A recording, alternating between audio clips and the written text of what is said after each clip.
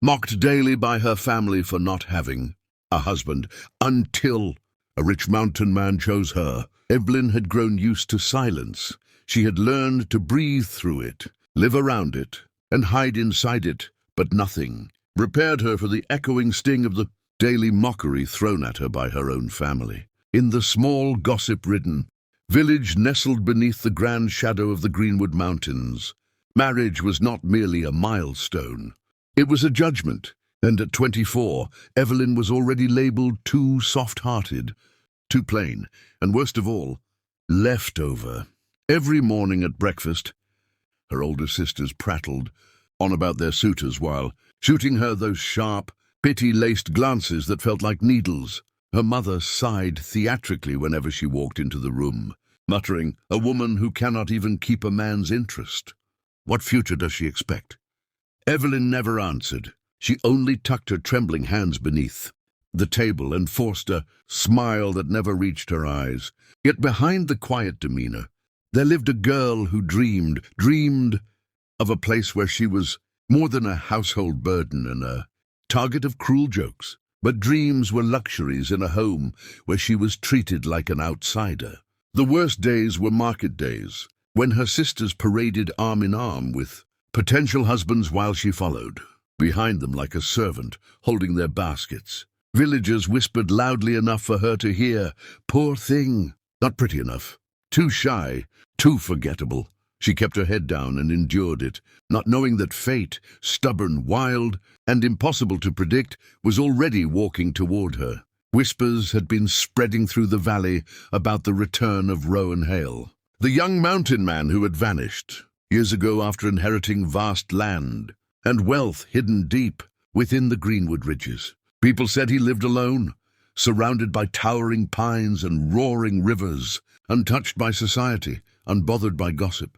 Rumor said he had traveled the world and grown into a man of impossible strength and even more impossible fortune. But what the villagers talked about most was the rumor that he had returned not just to reclaim his land, but to choose a wife. The moment the news reached Evelyn's family, excitement exploded like fireworks, yet not for her. Her sisters practically preened like peacocks, certain that Rowan Hale would pick one of them. "A mountain man wants beauty," they said smugly, "not someone so meek she can barely speak." Their laughter filled the house until Evelyn fled to the stables, gripping the wooden railing to keep herself from crying. She didn't want Rowan Hale, didn't want a husband chosen out of competition or desperation. She just wanted a life where someone, anyone, looked at her without comparison or mockery. The next morning, Rowan Hale arrived at the village, and he was nothing like the stories. He was taller than any man she had ever seen. Shoulders broad, arms sculpted as though carved from oak, the women eyes practically trembling with anticipation, sharp enough to see the truth people stayed hid. At the back, as the entire village, half hidden behind a wooden post. Rowan's gaze swept the crowd, searching, curious, uninterested in the bright smiles being thrown his way. And then, for a reason she could not understand, his eyes found hers, not her sister's, not the painted village girl's, hers. Evelyn froze, unsure if she should look away or pretend she wasn't staring. Rowan took a step toward her, then another. Murmurs rippled through the crowd like a shockwave. Her sisters stiffened, their smiles faltering, their jealousy quick and venomous. Evelyn's heart pounded painfully as he stopped in front of her, his voice deep and steady as a river. "What is your name?" She swallowed, her voice barely a whisper. "Evelyn." Rowan studied her, not with judgment but understanding. A quiet, unspoken recognition passed between them, as though he saw everything she tried so hard to hide. The crowd waited for him to move on, but he didn't. "I'd like to speak with you," he said, offering his hand. Gasps erupted. Her sisters sputtered in disbelief. Evelyn hesitated, trembling, but Rowan didn't pressure her. He simply waited. And for the first time in years, someone looked at her like she mattered. Shakily, she placed her hand in his.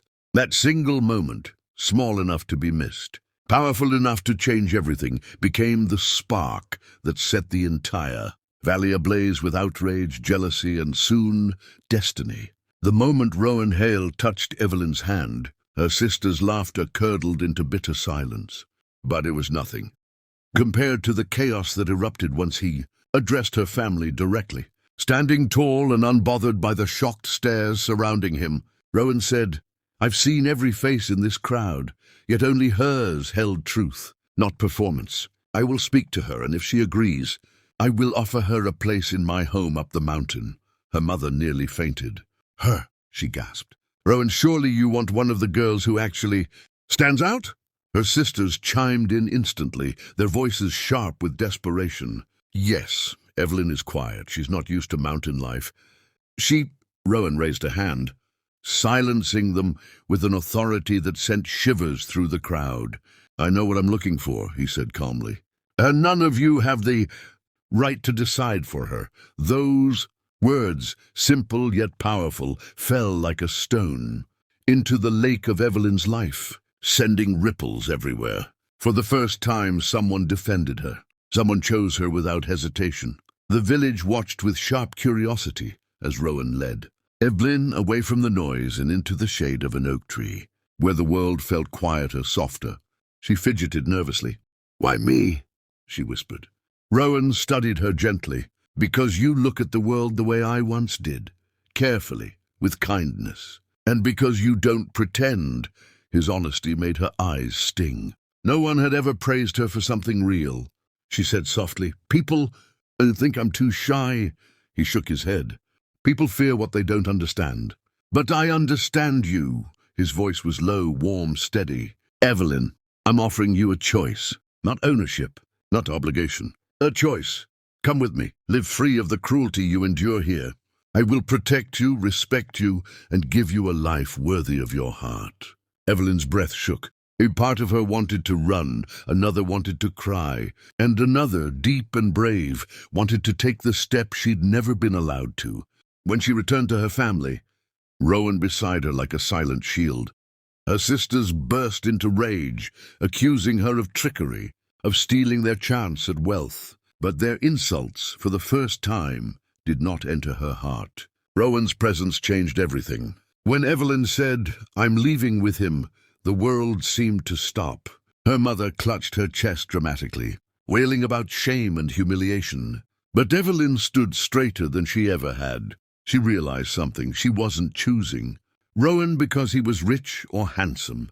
She was choosing him because he saw her, truly saw her, when no one else ever bothered. Rowan lifted her onto his horse gently, as though she were precious. The villagers watched in stunned silence as he mounted behind her, strong arms steady, secure.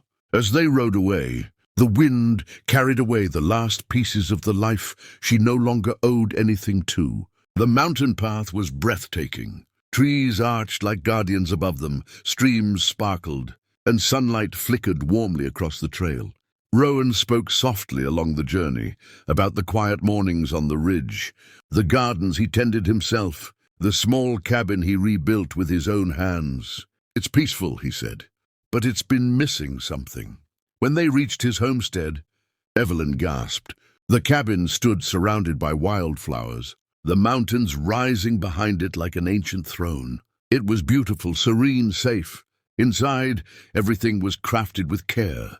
Polished wooden shelves, handmade blankets, and a stone fireplace that filled the room with comfort.